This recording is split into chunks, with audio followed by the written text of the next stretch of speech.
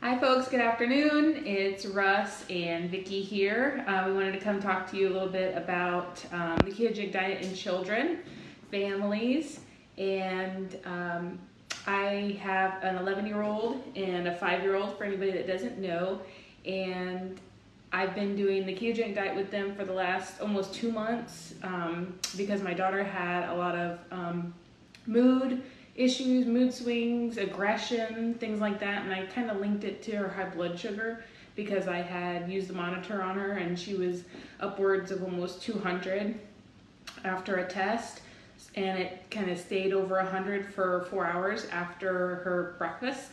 So that's when we changed things over pretty drastically, and I thought the biggest issue would be getting my kids to comply, but they've actually been wonderful. They've told people, no, I don't have that, I don't eat sugar, I don't eat grains, etc. And they stuck to it. But when school started and I explained to the school about what they are not allowed to have, they're not allowed to have soy, they can't have milk, fruit, all of those things, I got a lot of backlash, and I get notes sent home from school saying that they need to have, my daughter needs to have 2 snacks plus the lunch I packed for her, which has plenty of food for the day. And then I had to send in a sugary treat of some sort because they give Skittles as a reward for the kids when they answer questions correctly. So those have circle time, and when the kids get the answers correct, they'll pass out Skittles. And yeah, so using food as a reward. Yeah, I think, folks, my team rehab brain injury clients, PTSD, heart transplant patients we've worked with, helping a family navigate the school system to feed their kids right, I think that's harder.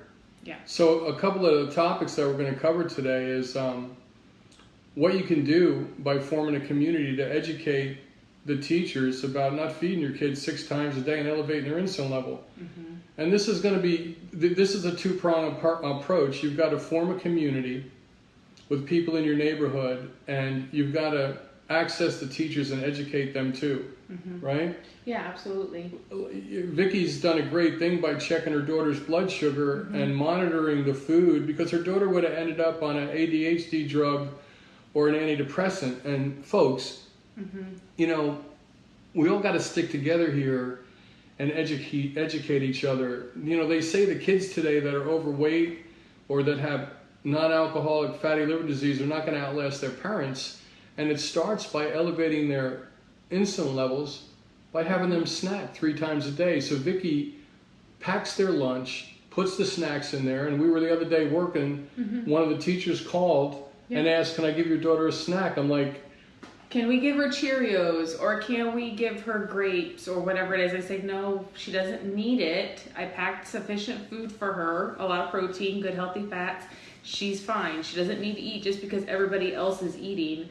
And she's like, okay, well, I guess that's what we'll have to do. I said, yes you will, because I don't want my daughter falling back into those old habits of wanting to eat all day and then having to deal with the repercussions of her blood sugar dropping out, because when it would drop out, she would freak and she would get really aggressive with me and her brother. And we thought, hey, for no reason, but it was a true reason. Her body was wanting that boost of the sugar again. What happens, folks, when you skyrocket a kid's blood sugar level with a snack, and then the kids in school, whether you're giving them Skittles or chocolate or whatever, you skyrocket their little metabolism. I mean, they only have a teaspoon of circulating glucose. Mm-hmm. So when you give a kid a snack, a high sugar, high glycemic rate snack, and their blood sugar goes up, insulin is released and their blood sugar crashes. And when their blood sugar crashes, the body releases adrenaline. And these are the kids that get hyper. These are the kids that are considered ADHD. I was one of them, when I was a kid. Mm-hmm. Yeah, me too. Obviously, we were not designed to sit in front of teachers for 8 hours doing minor clerical work. We're designed to move and exercise. Right. But what we want to do is try to transfer some learning to behavior. The parents have to stick together. A lot of parents say, I don't want to put my kid on keto and have him be alienated. It's too hard, or, they'll feel left out, whatever the case may be. It said, get them something else. Have them understand that it's helping them for the long haul, and it's not something that they need to have. Every time you turn around, it's something else. They even have an ice cream shop at my kid's school, and my daughter made Student of the Week, and she got, what does she get? She gets a popsicle. Yeah, and I which think is loaded with not just sugar, but the dyes, which have been shown to affect brain chemistry. Yeah, so one of the things I think, folks, if you form communities in your neighborhood and you all get on the same page, then you can control this bureaucratic school system of rewarding kids with food and spiking their blood sugar levels. Listen, you know, I tried to save the world a couple of times going up bureaucracies, whether it's cardiology. It's exhausting. Just form small communities. Take care of your kids and your neighbors' kids. Like here's, I'm always trying to figure out ways how to transfer learning to behavior. And I sit down with parents all the time, and I listen to how they're feeding their children. Again, I'm not the food Nazi. I'm just trying to help them navigate things. But I know one thing. If a kid has a peanut allergy, everybody in the neighborhood and everybody in the school knows that. Right. Well, following along that same lines, kid has a peanut allergy. Everybody knows it. He has a medical alert tag on. This is how we've got to look at the high glycemic rate load. This is how we got to look at the sugar. Inflammatory response is definitely there. Whether or not they break out into a rash or they have anaphylactic shock, it's still inflammation in the body. And I have parents tell me all the time, well, what's he going to do during birthdays? I'm like, don't feed it to him. Yeah, they don't have to have cake and ice cream. They can have a different alternative. You know, I mean, there's a new Epic bar that's out right now. It's a bar made from buffalo. All I'm saying is, like, this, to navigate this, the only way to do it is one mom can't go up against the system. You've got to form communities, get on the same page, have teaching sessions in your neighborhood, take a break from binge watching Netflix and form a community for a little bit and sit down and discuss ideas about not letting your kids snack every 4 hours, because, folks, every 2 hours? Every 2 hours they're putting something in their mouth, whether it's a snack or it's the actual lunch itself, and then another snack. So these kids are fed multiple times a day. You know, they come home, they're not getting the nutritional food that they need. They're compromising their brain chemistry because they're feeding them all the time. And the teachers that work in these small schools, I mean, a lot of them are overweight themselves, and they look at food not only as a reward but a way to comfort a child. And I'm saying cognitive behavioral therapy, the system is upside down. Hopefully your parents could glean a couple of ideas from what Vicki and I are talking about today. Just what I've watched over 20 years with families, and I told the families that if you go on the ketogenic diet and you practice this behavior, your children will model that behavior. You know what I mean? And maybe that's ground zero. You know, and it has to definitely be a family approach. People have asked me that all the time when I switched to doing keto. You know, what does everybody eat? Well, I make one meal, and at the time, you know, my husband would eat some foods that were not on plan, and the kids would sample this, that, or have a little bit of fruit. But when I cut that all out, it's easy, and everybody eats the same things. If you want more protein or more vegetables, that's up to you. But it's really simple. The way that the standard American diet is set up is that you have your protein, you have your vegetable, and then you have your starch, whatever the case may be, and it's really unnecessary. I see a lot of kids. I work with a lot of families where certain children, not a large percent of them, but they get addicted to the carbohydrates because these kids get a little serotonin response. They get that bump of serotonin, and serotonin makes you feel good. So the sugar and the simple carbs are basically poor man's Prozac. Serotonin also relaxes you. So, you know, if we're want kids to focus in school, and we're messing with their neurotransmitters in their brain when we feed them, what you feed a child, like we always say, protein first to stay alert. So protein will enhance the beneficial neurotransmitters like adrenaline and cortisol, and the relaxing neurotransmitters would be serotonin. So on the Russ Scala YouTube channel, I lay out some meals, and again, I'm not the food Nazi. We use carbohydrates, but in a specific way. If a kid's hyper, let's take a page out of the book called Potatoes Not Prozac. We feed him protein to get him up in the morning, like eggs and bacon. Then for lunch he has chicken, and maybe some vegetables. And then at night, if they want to add a sweet potato, the sweet potato will help a kid that's hyperactive get that serotonin bump so he could go off into sleep. And listen, there are no sweeping generalizations, folks. Right. Everybody is biochemically unique. Every kid is biochemically unique. They're not always going to respond to the same diet. So what Vicki and I are trying to do is give the family a larger toolbox, a larger behavioral toolbox, instead of turning your kid over to the indoctrination process in these schools and feeding them 6 times a day. They're going to take that with them. And listen, folks, diabetes, heart disease, dementia, and obesity, what do they all have in common? High insulin. Elevated insulin. And every time you give a half a slice of bread to some of these kids, you know, shuts off fat burning. And that's the physiology. Listen, I've been running advanced nutritional analysis and testing. I flew to the best research labs in the country, folks, in 1996. And this is daunting. This can be overwhelming for a family to change their child's diet. So you've got to get educated yourself slowly and try certain things. You know, a lot of kids have food allergies. And they're not even aware of it because you don't have the big symptoms. Right. But they're definitely there, the food sensitivities or allergies. And there's another thing, what you said with the non-alcoholic fatty liver disease is on the rise due to the high fructose corn syrup that's in a lot of packaged foods and is added in. The issue with that is our liver is where fructose is metabolized.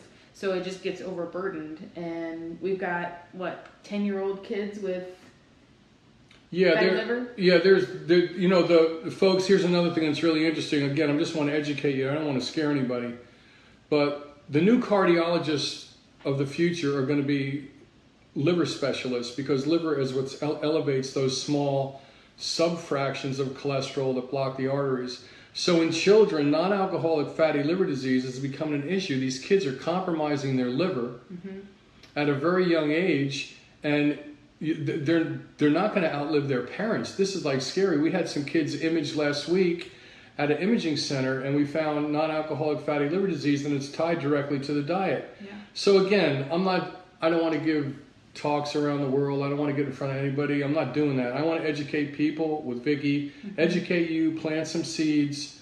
I've got a lot of people all over the United States that listen to this stuff. There's a lot of wicked smart people out there. You know who you are. You're like the rebels. You're educating families. You're taking control of your own health.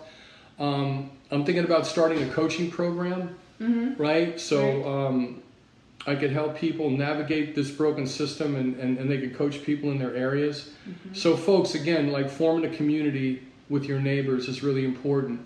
Having a school meeting with all the neighbors on the same page and letting them know that we as neighbors don't want our children to snack 6 times a day. We want food to be what it is. It's nutrient dense. Food should not be given, you know, as a reward. And folks, listen, when I was a paramedic attached to the SWAT team, you know, I ate more carbs than the Michelin Man. We were banging down the carbs because we were under a lot of stress. And it took me a long time to rebalance my body. And I think I was a carb addict, because if I wasn't eating carbs at work, when I was off duty from seeing all the bad stuff, I was drinking alcohol. So I've been through it. And then, you know, I work with a lot of triathletes that think they're healthy and they're banging down the carbohydrates, and they're in a bad place too. So I kind of immerse myself in these communities of people, and I do testing on them, and they accept me, and I don't judge anybody ever, but I see how to navigate what's going on for our children, you know. And I think what Vicki's done with her children right now, I mean, they wanted you to go to behavioral testing for $1,500, right?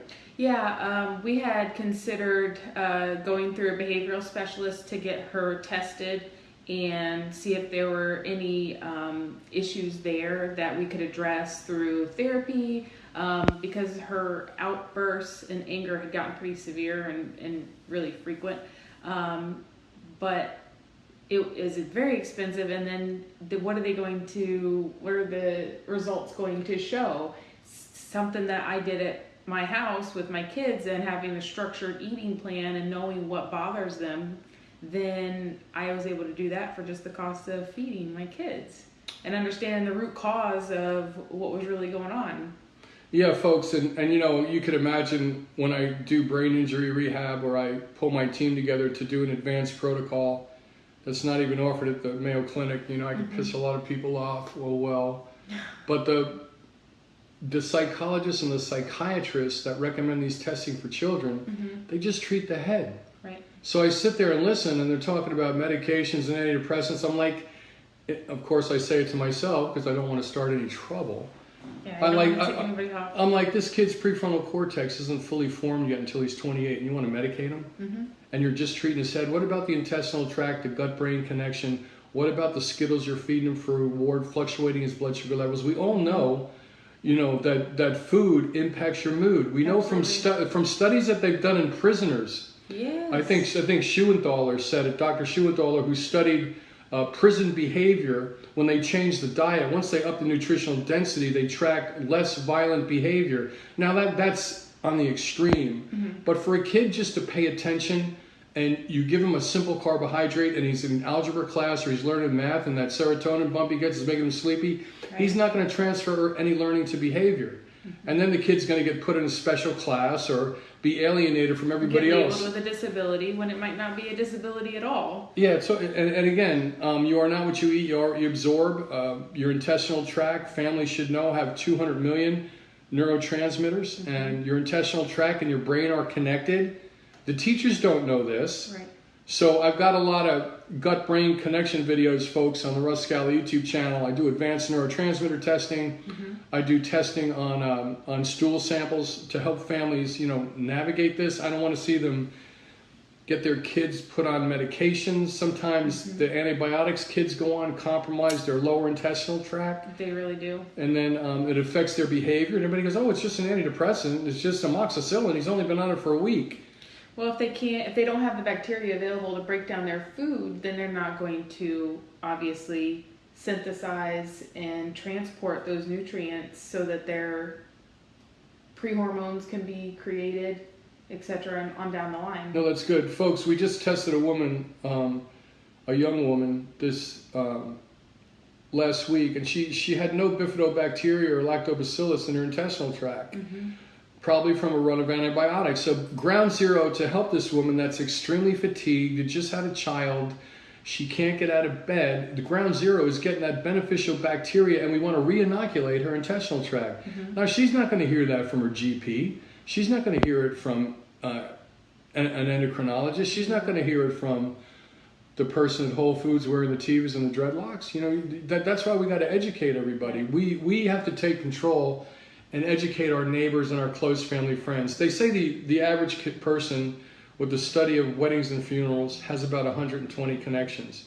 So you educate people, folks, and there's always something powerful and transforming about asking a question. I'm not telling you to run around and wave a keto sign and say, because, you know, that's like being a Jehovah's Witness. People are going to slam the doors in your face, you know that. Well, just eating even simple, eating whole foods, no preservatives, no fillers, no high fructose corn syrup, no dyes, nothing synthetic. It doesn't have to be carb counting. It doesn't have to be the goal of putting your kid in ketosis, but simply eating whole foods the way that they're intended in season makes a huge difference. I mean, we shouldn't eat watermelon year round. We shouldn't have, you know, a lot of things we have since, you know, transportation, having, you know, food shipped in from Guatemala, just eat in season. Yeah, the paleophysiologists have studied the Bantu tribes, the Inuit Indians. We have cultural perspectives on, you know, tribes that have eating a certain way for 100,000 years. We kind of know whether it's Gary Taubes or some of the or Noakes or Dr. Volek. Am I pronouncing his name right? Yeah.